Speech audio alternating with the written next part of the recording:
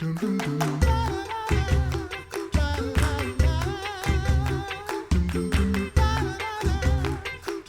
back to the Coffee Hour. I'm Andy Bates. I'm Sarah Gonzalez. We are going international today and looking forward to talking with friends about talking in an international setting. Well, at least a virtual setting. Joining us today, Ann Gonzalez, Manager of Short-Term Mission Training and Engagement with LCMS Office of International Mission. Ann, welcome back to the Coffee Hour. Thanks for having me. Looking forward to learning more about this program. I think we chatted with Erin about English Conversation Partners back in December, if I remember correctly. And we have another opportunity to talk about English Conversation Partners today. What happens in an online English Conversation Partner program? So these are classes that are hosted by various missionaries who use English in their work. And typically you'll sign on to a Zoom room where everybody signs on. And then after a little bit of introduction and kind of basic instructions, the hosting missionary will break everyone out into breakout rooms within Zoom where a conversation partner will talk with one or more English language learners about the topic for the day. So typically they are provided with kind of a conversation starter sheet with questions to ask or, topical things to discuss, but also it's not required. Like if you wind up talking about your partner's love of baking instead of what's on the sheet, that's totally fine because Here for it. Well, yeah, exactly. But also you don't have to come up with your own ideas of how to have a conversation for an hour completely on your own. This is good. So this is also for all you introverts out there, you don't have to stop listening. This is highly accessible even for people who hear, have a conversation with someone you don't know and immediately go, not really, but this is okay for everybody. Exactly. To make it very accessible. Exactly. And we do provide some training. And actually before you meet your partners for the first time, there will be an orientation session with the missionary host to help you understand the ministry there and how English Conversation Partners fits into that. Of course, this came out of COVID, but it's actually continued to be a great opportunity to help build bridges for the gospel. Yeah, that's really cool. So how is this type of program useful for the people on the other side who are learning English? Why is this a beneficial thing? Sure. So many people learn English in school. Like that might be a teacher with 25, 50 students kind of thing. So you might learn to read and write pretty well, but developing language fluency really requires time spent speaking and listening. And so you need the chance to just talk to somebody in English to improve your level of language skills. And so this gives them that one-on-one or two-on-one opportunity to really practice understanding what you're saying and articulating their own thoughts in English. Thanks for pointing that out, one-on-one or two-to-one. That's very helpful. Going back to something Sarah mentioned a little bit ago, if you're an introvert, this isn't like trying to find your place in a conversation of 50 people at one time, right? Right. Yes. So you are sent to a room and you talk to the person you are assigned or the people you are assigned. And different ones do it differently. Some programs choose to keep the same people more or less partnered up for the whole session and others for the variety. And so actually in this case, we're currently recruiting for an opportunity coming up based out of Latvia where the missionary there actually said to me, we want to mix them up because they need lots of practice talking to different people and hearing English spoken slightly differently because otherwise you kind of get used to each other's mannerisms or the way you say things and then it becomes easier to understand each other, which depending on the level of the speaker might be totally appropriate. But in this case, their goal is to kind of mix it up and help develop that fluency across the board. That's a really good idea, particularly for those who are learning English from Americans. They might learn how to mispronounce things if they're talking to some of us here in St. Louis, or things like what we call a drinking fountain might be called something else in other states. So that's a great idea. Mix it up so that we keep them confused about what those things are and how to pronounce them. Oh, Great man. idea. So when do this next group that's starting very soon, actually, so registration's open right now, when do they meet on a regular basis? So this group will meet on Tuesdays, and it is a slightly different group than the other sessions we've hosted so far. So it will be actually for 2 hours on Tuesdays from 11 a.m. to 1 p.m. Central Time. There is the intention that there'd be a break in the middle of that, and probably when you came back from the break, you would have a different partner, and that will start January 31st and run through June 6th. So it is a daytime session because our partners are in Europe, other parts of the Eurasia region, where it'll be 9 p.m. for them or whatever. Right. Time differences. Exactly.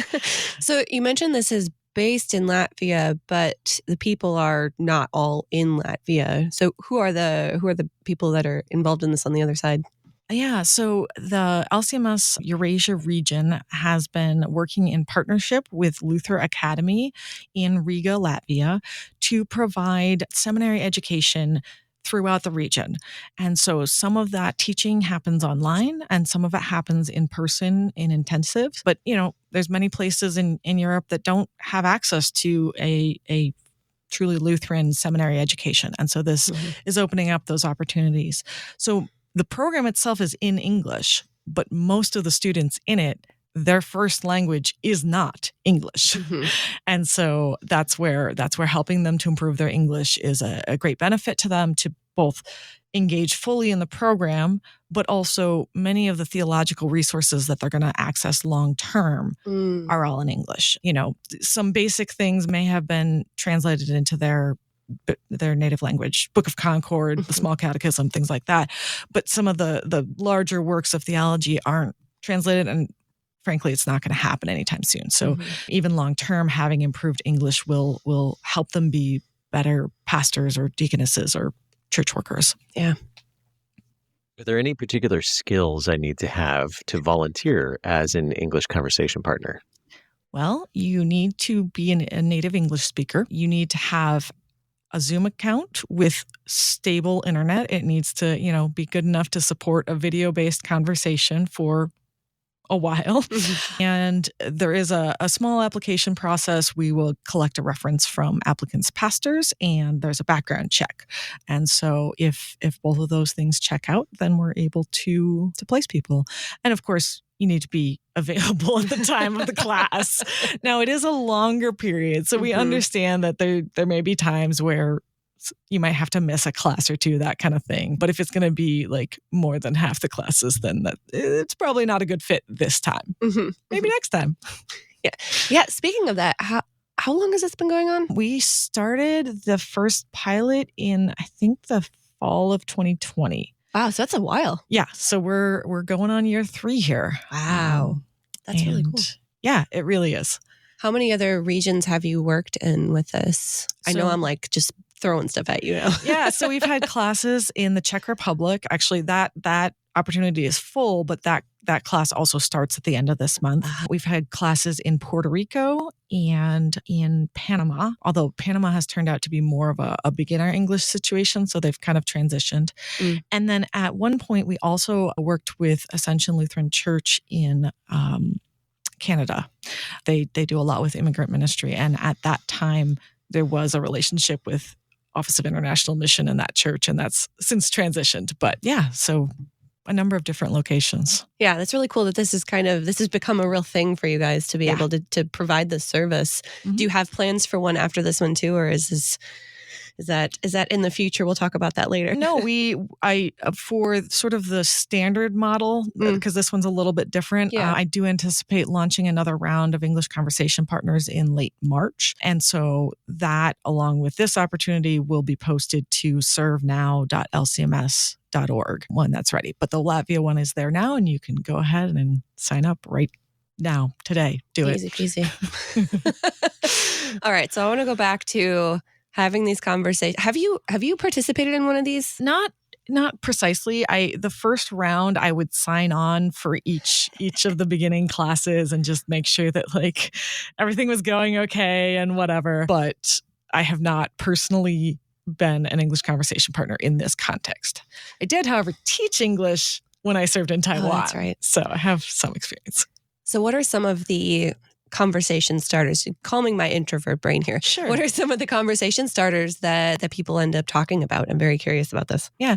So some of it depends on the context. So in Puerto Rico, they actually use a Bible story for the day as sort of the conversation starter. But it's a very culturally Catholic country. Mm-hmm. There's a lot of people who have that background, even if they aren't actively practicing their faith.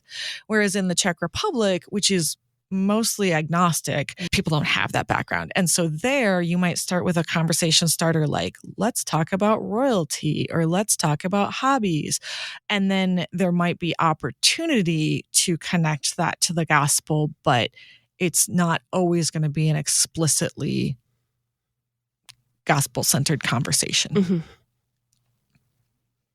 All right. So now you've got my interest. This particular session, registration is open right now, and it runs. What are the dates that it runs? We know it's on Tuesdays from 11 to 1. What are the dates? Starts January 31st and ends June 6th. And so we do ask that you apply by January 24th, so we have time to collect that reference and background check and all of that. Sure. Mm-hmm. So we need to do that right away. Again, what's the website to apply? servenow.lcms.org. Very good. servenow.lcms.org. You can apply there to be an online English conversation partner with this great opportunity coming up. And we need to do it right away because that session starts at near the end of this month, last week of this month. And thanks so much for being our guest in the Coffee Hour and sharing this wonderful opportunity with us. Thanks for having me. You've been listening to the Coffee Hour. I'm Andy Bates. I'm Sarah Gonzalez. The Coffee Hour with Andy and Sarah is a production of KFUO. To support the Coffee Hour and KFUO Radio, visit KFUO.org. You can also text KFUO to 41444 or send an email to gifts@kfuo.org. And you can call us at 800-844-0524. KFUO. Christ for you, anytime, anywhere.